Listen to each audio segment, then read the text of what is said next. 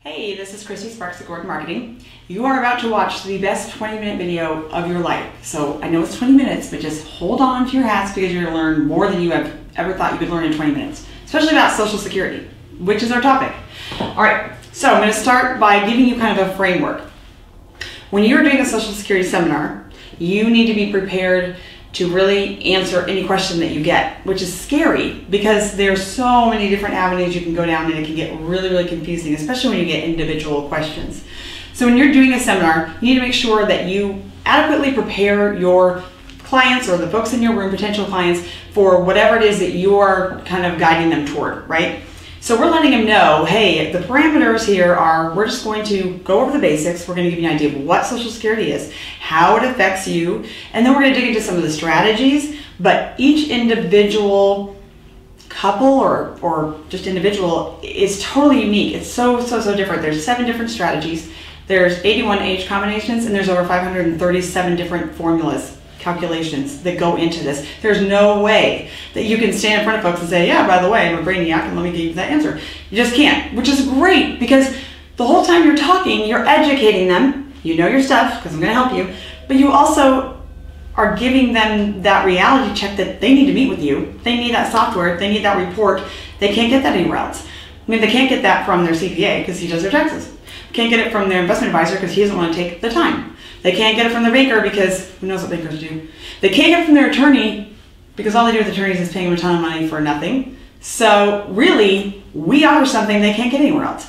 And they need it. It's a huge piece of their retirement puzzle. And if they don't have that piece, then there's a gap. So that gives us a great niche. I'm going to give you a breakdown of how I explain Social Security, right? What do they say, or Einstein says? You don't know it well enough until you can explain it simply, right? So that's exactly what I'm going to do because I've dedicated myself to learning this stuff whether I wanted to or not, so you're gonna figure it out. All right, ready? Here we go. Here is your baseline, okay? This is where you start from. The earliest you can take Social Security is 62, right? If you take it at 62, you're gonna get a lesser amount. You're going to get roughly 25% less than you would normally get. So you're going to get 75% of your benefit. If you wait till full retirement age, FRA, love acronyms, then you're going to get your PIA. Super helpful, right? One acronym equals another. This is primary insurance amount. Write it down. Write all of this down. I'm not going to wait for you though, so step. So full retirement age equals primary insurance amount. That's the amount you're going to get if you wait till full retirement age. This is 25% less because you took it early. And down here, the latest you can take it will be 70. If you wait till 70, then you get the benefit of delayed retirement credits, DRCs. 8% compounding every year that you wait between your full retirement age and 70. Okay? 8%. That's not bad. Guaranteed 8%. So these are your 3 different options, right? Period. Now, if you are one happy individual, then, and you've worked enough credits, and you have done what you need to actually merit a Social Security benefit, and you're at least 62, then you have access to one benefit and one benefit only, your own. That benefit amount is going to be very different based on when you choose to elect it. However, you still only have access to one. Now, if you, yes, I'm being stereotypical. Every example is going to be male and female. It's just what makes sense. It's quick and easy, so get over it if it offends you. All right, so if you now have a couple, right? This couple does not have access to just one benefit. They now suddenly have 4 benefits to play with, right? So that you don't get confused, I'm going to make these tally marks, right? 1, 2, 3, 4. She has options for her own benefit as well as a spousal benefit. He has options for his own benefit as well as a spousal benefit, assuming both spouses worked, right? And merit a benefit. So suddenly there's some strategy that has to be figured out in here. And this is where people get lost and they get all over the place and they get these crazy questions and you start second guessing yourself. So let me give you the rules. Rule number 1, okay? The government wants you to wait. They want you to wait. They want you to wait till here. They really want you just to wait, just till here. Just keep waiting. Push it off as long as you can. They're going to do everything they can to incentivize you to push it off.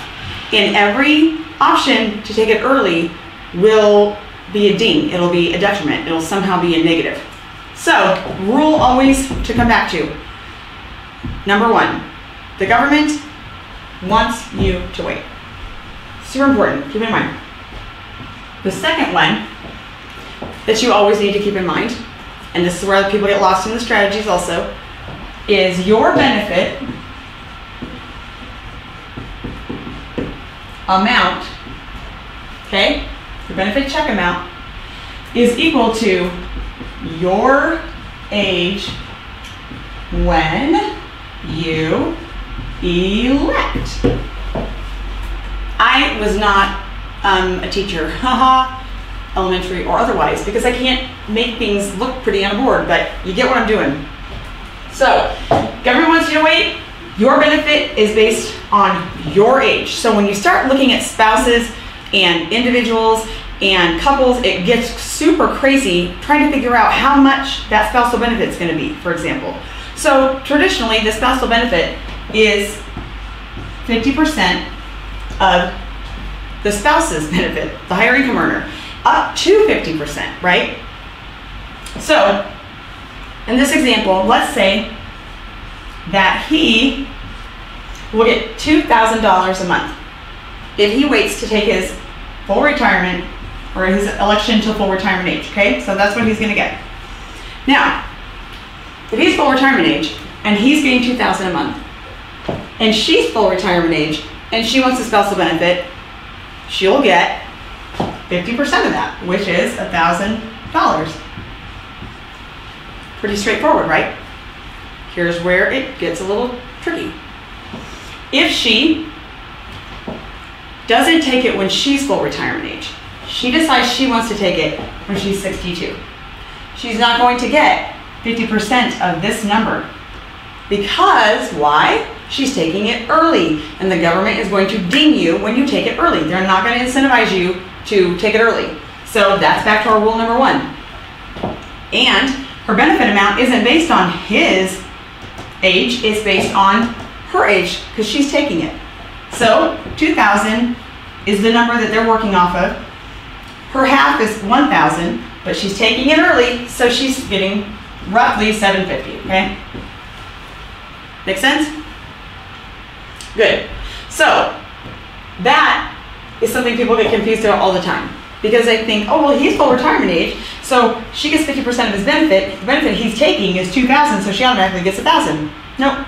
The benefit he's taking is 2,000, but she took hers early, so she doesn't get the full 1,000. That's it. Okay. Rule number 3.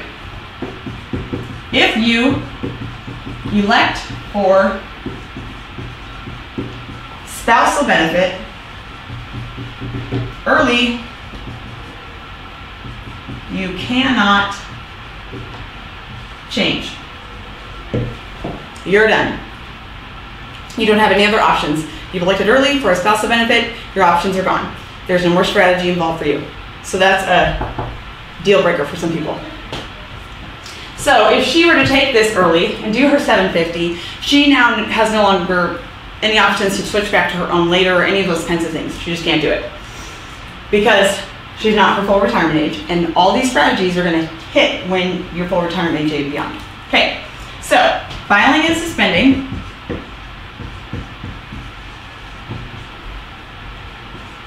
Is one strategy. File restricted. Wow, if I could spell, that would probably help. Is another strategy, okay? And this is what you would use in a strategy with a couple. Filing and suspending. The only reason you would want to file and suspend is if you don't want to take your benefit but you are married and your spouse wants access to their 50%. They can't have access to it unless you filed for it. But you shouldn't have a slap on the hand, if you will, for filing early just so they can get the spousal benefit, because you don't want to take yours. So they're allowing you to go ahead and suspend yours to keep growing, to go as long as you want it to go up to 70, get all that extra 8% every year. Meanwhile, she's able to access her half, or her spousal benefit. Now when she takes it, if it's early, then she can't bounce back to her own. But if she waits till full retirement age, she can file restricted. So she can take the spousal benefit while the husband files and suspends his. She takes the spousal benefit at her full retirement age and gets her full $1,000 and restricts her own application to do the same thing his is doing, growing at 8%. So they're in essence really accessing 1, 2, 3 different benefits, right? They will, by the time they're done, have received 3 different benefits, even though there's only 2 of them. They will have done it by being smart and careful and knowing what they're doing and using a strategy. She files and gets a spousal benefit, so the household is bringing in $1,000. That's awesome. While they're bringing in that $1,000, his $2,000 is increasing by 8% every year. And if her personal benefit, which we didn't actually talk about, but let's say her personal benefit was $1,500, she's bringing in $1,000 a month, and her $1,500 is growing with 8%. So they're going to cumulatively have a much larger amount at the end. There's a few reasons why you want to maximize. Obviously, a higher percentage means more income, duh. But the other thing would be the survivor benefit. So in the end, when one of them goes and one is left, whichever of these 2 benefits is greater is the one that they're going to get. So if you have kept these close together, and you've got one that's $2,000 and one that's $1,700, and one of them goes away, that's almost like half of their income going away, right? So if you can build one of these to really, really get nice and big, then you're going to be able to have a lot less, I guess, gap when one of them goes. So you're kind of helping your clients do that too. So these are kind of just the basic things that you have to keep in mind. I know that I kind of went through it quickly, but just to reiterate, right? The government wants you to wait. They're going to do everything they can to incentivize you to push it off and quit, not take it, right? They want to hold on to it as long as they can. And they're going to give you all kinds of benefits to waiting. And they're also going to give you, slap you on the hand if you don't. So take it early, it's going to be significantly less. Wait till full retirement age, you're going to get exactly what you ought to get. But if you choose to suspend or not take it till 70, then you're going to get that increased 8%. Now there's all kinds of questions that people have, right? So these other rules, your benefit money is based on your election. So let's say you have a couple, and let's get really crazy and say that he's 62 and he files and he's taking his benefit. Taking it, not filing suspended, he's taking it. She's older than him, and she, at full retirement age, wants the spousal benefit from him.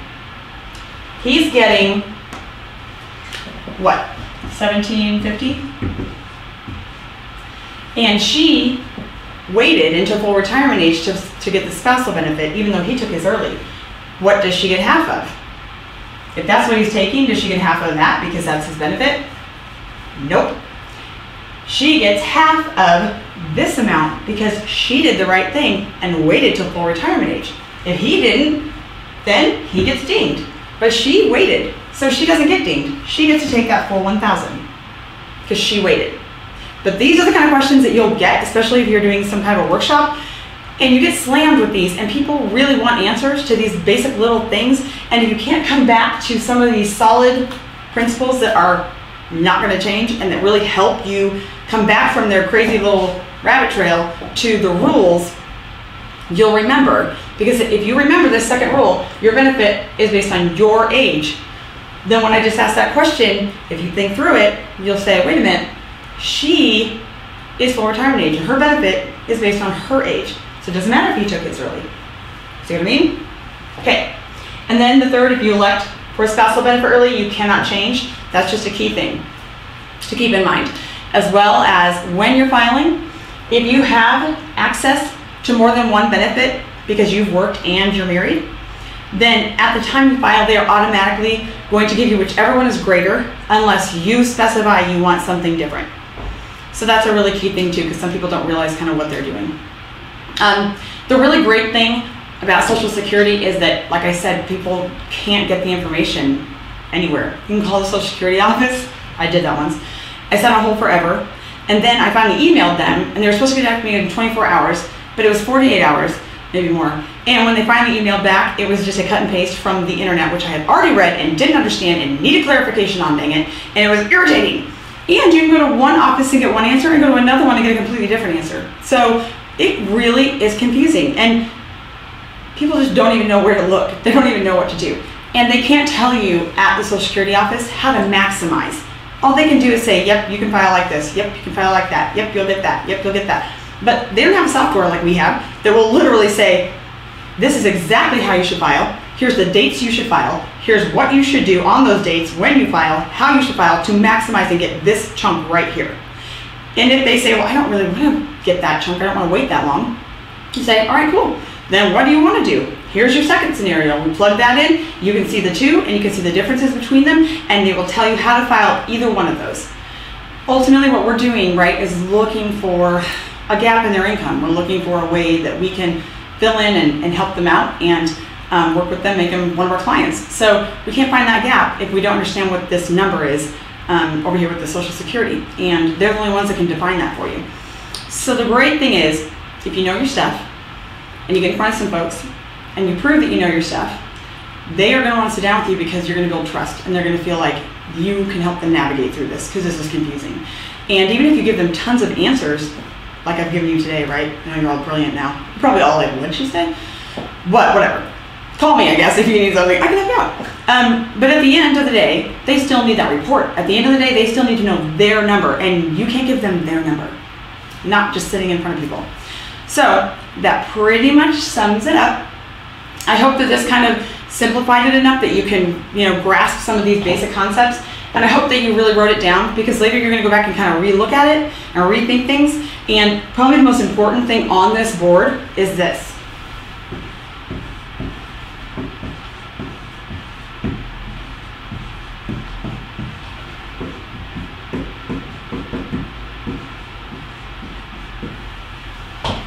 That is my phone number, and that is my extension, okay? 800-388-8342, extension 374. It's like I got it memorized or something. Anyway, that's what you need to call, because at the end of all this, you're probably going to say, did she say that? Did she say this? Or have some more questions? I can answer them for you, I promise, because I'm good like that. I'm not one of those people that has to go, you know what, let me think about that, or I'm not sure, I'll get you an answer. I know everything, all the time. Okay, not really.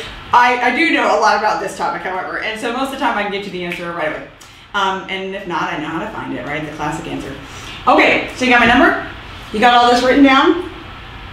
You have this video now that you can watch and rewatch and rewatch and rewatch and rewatch and rewatch and rewatch and rewatch till you want to puke, like right now.